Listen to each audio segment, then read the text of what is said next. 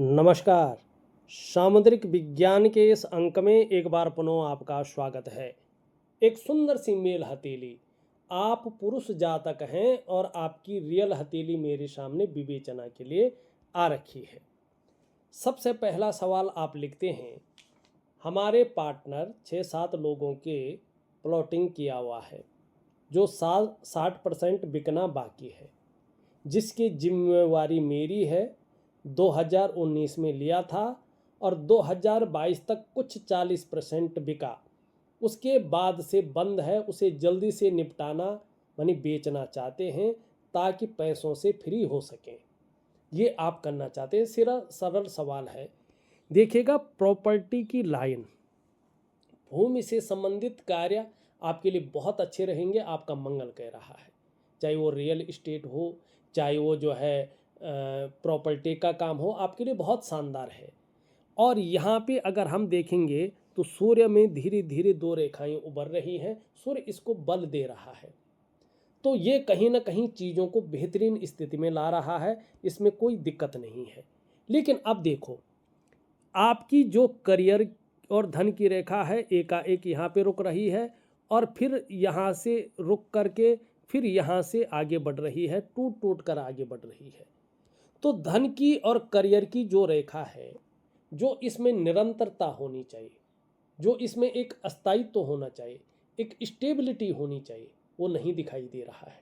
इसमें खाली उतार चढ़ाव, संघर्ष की स्थिति यही दिखाई दे रहा है। निरंतरता और स्टेबिलिटी तो कहीं है ही नहीं। दूसरी बात देखिएगा, ये आपका देवगुरु बृहस्पति है, यहाँ से निरंतर अपनी ऊर्जा खो रहा है और यहाँ से ऊर्जा बढ़ा रहा है और शनि की तरफ दृष्टि गोचर कर रहा है। शनि भी अपनी ऊर्जा को बहुत ज़्यादा बढ़ा रहा है, ध्यान दें। तो देखिएगा, जब ऐसी स्थिति हथेली में आती है, देवगुरु बृहस्पति अपनी ऊर्जा को खो लेता है और शनि की तरफ दृष्टि गोचर करता है इस प्रकार से, और शनि अपनी ऊर्जा को बढ़ाता है, तो सबसे पहले क्या होता है कि बेवजह की चिंताएं व्यक्ति के जीवन में आ जाती हैं, या कोई न कोई ऐसी वजहें बन जाती है जो हमेशा व्यक्ति को तनाव में रखती है।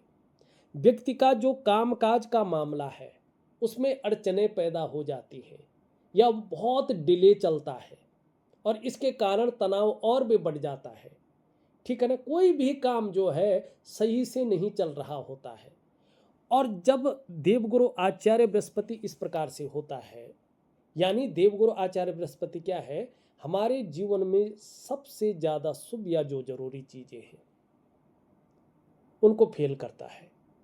ऐसे में आपके अंदर चाहे कितनी भी अच्छी नॉलेज हो उस प्रॉपर्टी को बेचने की, चाहे कितना भी अच्छा ज्ञान हो किसी भी चीज़ का, आपको इम्प्लीमेंट करने के लिए प्लेटफॉर्म नहीं मिलता है। अगर ऐसे में आपको प्लेटफॉर्म मिल भी गया, आप उसका यूज नहीं कर पाते हैं। जैसे प्रॉपर्टी का प्लेटफॉर्म मिल तो गया, लेकिन आप उसको बेच नहीं पा रहे हैं, यूज नहीं कर पा रहे हैं उस प्लेटफॉर्म को। ठीक है ना।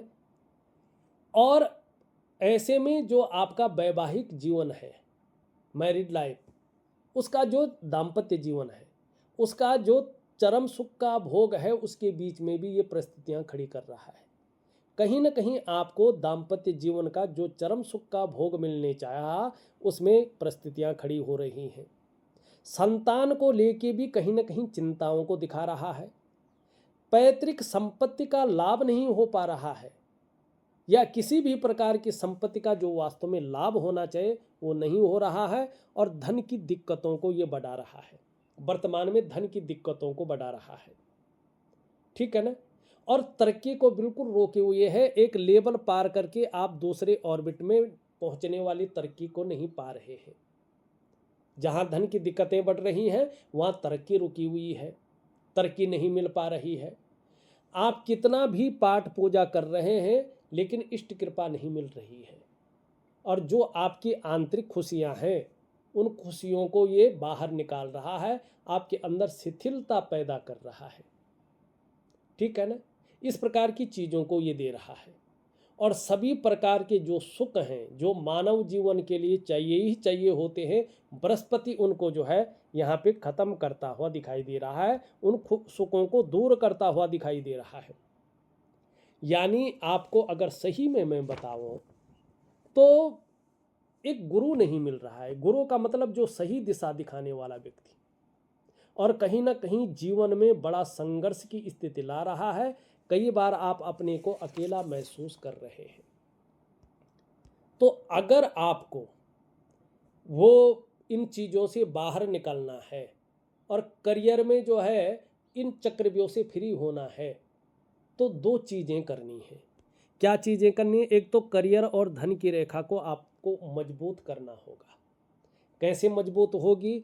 एक दिव्य सूर्य क्रिया दे रहा हूँ, नियम से करिएगा, समय का ध्यान रखिएगा, पूर्ण समर्पण भाव से करिएगा और पूर्ण श्रद्धा भावना से करिएगा, विश्वास रख के और धैर्य रख के, क्योंकि बहुत जल्दी समय नहीं बदलने वाला, कुछ टाइम लगेगा। हाँ, समय बदलेगा और आपके पक्ष में होगा, ये निश्चित है।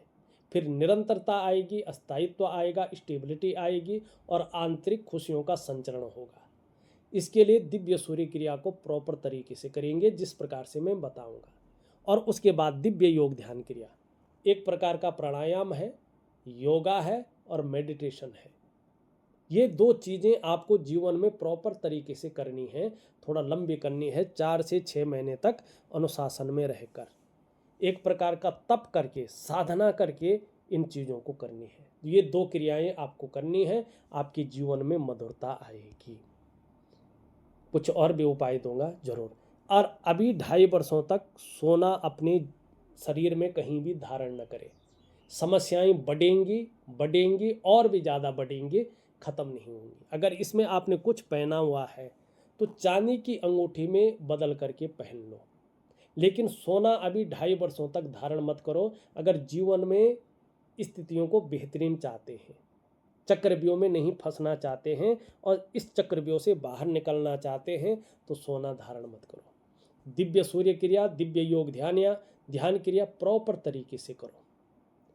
ठीक, अब आपने, ठीक है ना, ये चीज़ें आपके पक्ष में आएंगी। ठीक, एक छोटी सी साधना भी मैं दे रहा हूँ आपको, ये दो क्रियाएं दे रहा हूँ। इसके अलावा एक स्तोत्र पाठ साधना दे रहा हूँ। इसको भी प्रॉपर तरीके से आपने जो है 3 महीने तक करना है। आसन सिद्ध करना है, आसन नहीं छोड़ना है। 3 से 4 महीने के बाद आपके जीवन में अगर आपने सही से चीज़ों को कर लिया, प्रॉपर तरीके से कर लिया, पूरे धैर्य रख के कर लिया, पूरे मन के विश्वास से कर लिया, क्योंकि ये चीज़ें बीच में आदमी को हिला देती हैं। व्यक्ति कहता है यार कुछ हो तो नहीं रहा, ये फोकट की चीज़ें करें क्यों, करना क्यों है इसको। चीज़ें उल्टी दिखाई देती है कि यार ये तो परेशानियां बढ़ा रही हैं। यही धैर्य की परीक्षा होती है। आपको डटे रहना है, अपने मन को स्थिर रखना है, अपनी श्रद्धा को बढ़ाना है और विश्वास को बढ़ाना है। क्योंकि जब भी अच्छा होता है उससे पहले एक तूफान आता है, वो व्यक्ति की परीक्षा लेता है।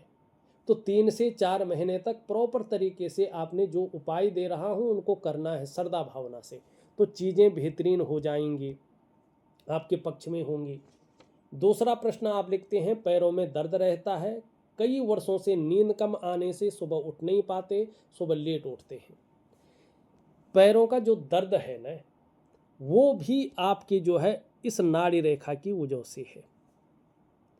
ठीक, इस नाड़ी रेखा की वजह से आपके पैरों में दर्द रहता है, आपका स्वास्थ्य ठीक नहीं रहता है। नींद आने की जो दिक्कत है वो चंद्रमा के कारण है।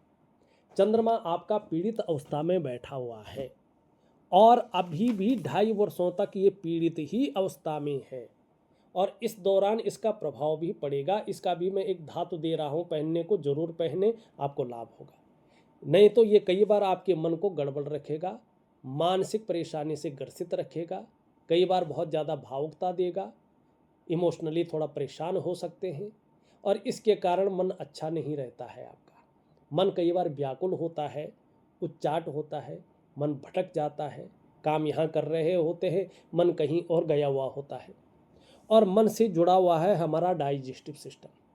मन बहुत ज़्यादा आपका खराब होगा तो पेट की दिक्कतों का आपको सामना करना पड़ेगा। और देखिएगा जब चंद्रमा इस प्रकार से बहुत ज़्यादा पीड़ित होता है ना, तो ऐसे व्यक्ति को माँ का सुख प्राप्त नहीं होता है।